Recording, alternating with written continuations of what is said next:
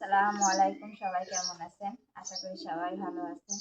সবাইকে জানাই শুভ সকাল। এই তো সকালবেলা উঠে কাজকাম সেরে রান্না জন্য রেডি করতেছি। এখানে ডাঁটা শাক কেটে নিছি, আর এই যে পেঁয়াজ, রসুন এগুলো করে নিচ্ছি, আর এইখানে মাছ বের করে নিছি। আর এই জায়গা হলো এগুলো হলো শুটকি। প্রথমে ভাবছিলাম যে শুটকি মাছ দিয়ে, আমি কোনো সচরাচর শুটকি খাই না। কালকে শুটকি আসছিল, তো অল্প কিছু শুটকি নিয়েছি। এগুলো যে কী মাছের শুটকি সেটা আমি নাম বলতে পারতেছি না। তো শুটকি মাছ দিয়ে তারপরে ডাঁটা শাক ভাজা করব। আর চিন্তা করতেছি এখন চিন্তা করতেছি কচু করতে যাব। কচু দিয়ে অনেকদিন হয়েছে মাছ দিয়া মানে খাইতে ভালোই লাগে আমার কাছে। কচু দিয়ে মাছ দিয়ে রান্না করে চিন্তা করতেছি এখন কচু তুলতে যাব। কচু তুলে তারপরে এই মাছ দিয়ে কচু দিয়ে রান্না করব, ডাঁটা শাক দিয়ে শুটকি দিয়ে ভাজা ভাজা করবো। চলেন কচু শাকটা আপনারা চলেন তুলে নিয়ে আসি। এটা তুলতে আসছি, সাথে একটা বলেও নিয়ে আসছি।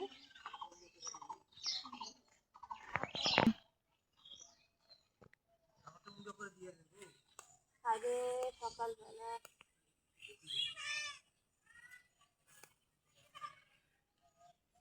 দেখেন এই জায়গাটা কিন্তু ভালো, আর এই জায়গা থেকে আমরা কচু তুলে খাই।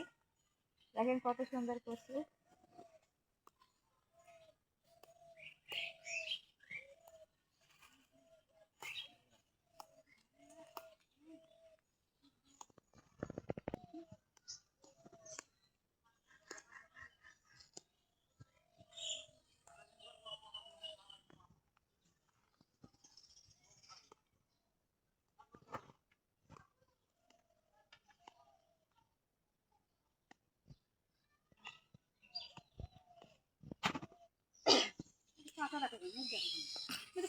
এত কান আমার সমস্যা, এই যে কচুগুলো তুলতেছে এগুলো ছিলে ফেলানো লাগবে।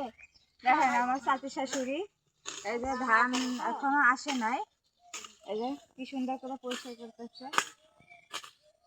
কচুগুলো শাকগুলো আছে আমরা খাই, তারপর পরিষ্কার করো। দেখছেন কত হিংসা, কচু তুলে খাই, শাক তুলে খাই, সেই কারণে পরিষ্কার করতেছে। এই যে দেখেন শাক তুলে নিচ্ছি, অল্প তুলছি, কেন অল্পতে স্বাদ বেশি। আর দেখেন মনে করেন যে এই ছোটা শাকগুলো এতই হয়েছে, দেখলে মনে চাই তুলি। এই দেখেন দেখেন কত সুন্দর শাক। চলেন বাসায় যাই, বাসায় যাই রান্না করি।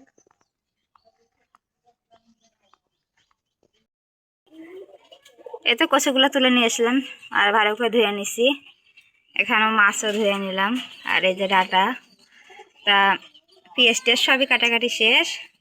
ওদিকে চুলায় কোনো ধোঁয়া হচ্ছে, চুলা ধরাই দিছি। ভাবতেছি আগে একটু শুটকিগুলো ভাইজে নিই। একটু অল্প কিছু শুটকি ভাইজে নিচ্ছি।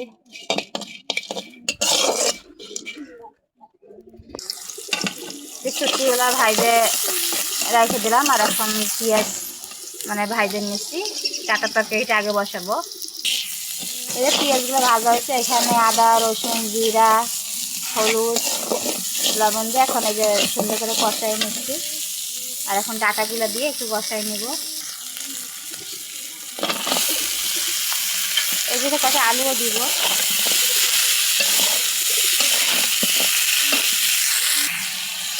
এই যে কটা আলু দিয়ে দিলাম।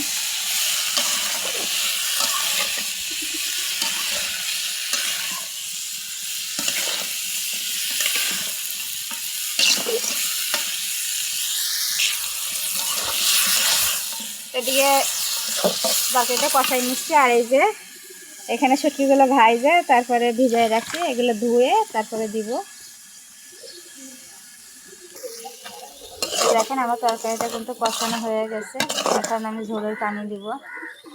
তরকারি কিন্তু ঝোলের পানি দিয়ে দিছি। আর এই যে শুটকিগুলো কিন্তু খুব ভালো করে ধুয়ে নিছি।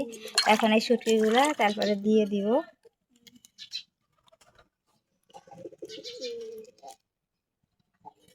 শুটকির তরকারি কিন্তু আমরা তেমন খাই না, কিন্তু কালকে নিয়ে আসছিল গ্রামে, তাই আমি ভাবলাম নিয়ে খায়া দেখি কেমন লাগে।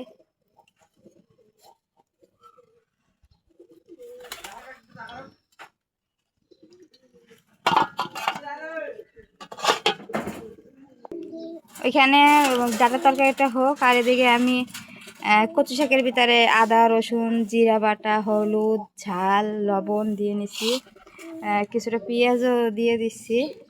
তো এরকম করে এটা চড়াই দিব, মানে বসাই দিব চুলায়। দেখেন ডাটার তরকারিটা কিন্তু হয়ে গেছে।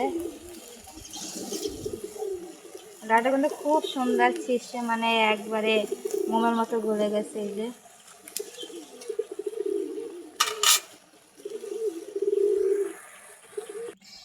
এখানে যে ডাটার তরকারিটা নামাই নিছি, আর এই কচু বসাই দিছি আগে। তা কচুটা সিদ্ধ হলে তারপর ঘাইটা নিব। এই যে কচু শাকগুলো কিন্তু সিদ্ধ করে ঘাইটা নিছি, আর এদিকে এখন মাছগুলো রান্না করে নেব। এই যে চুলায় কড়াই বসাই দিছি।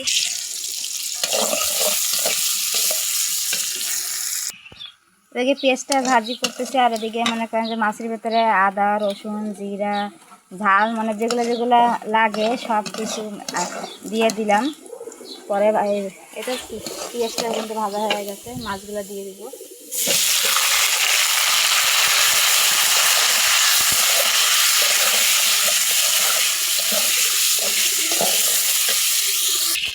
মাছটা পানি দিয়ে দিলাম, মাছটা এভাবে রান্না করে নেব। তারপরে কচুগুলো ঢাইলে দিব।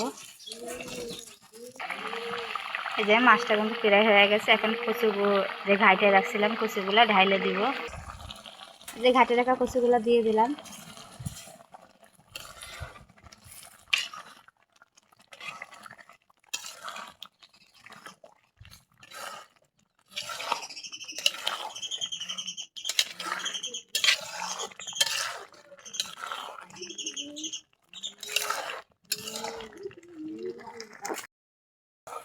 দেখেন আমার কচু শাকের তরকারিটা কিন্তু হয়ে গেছে।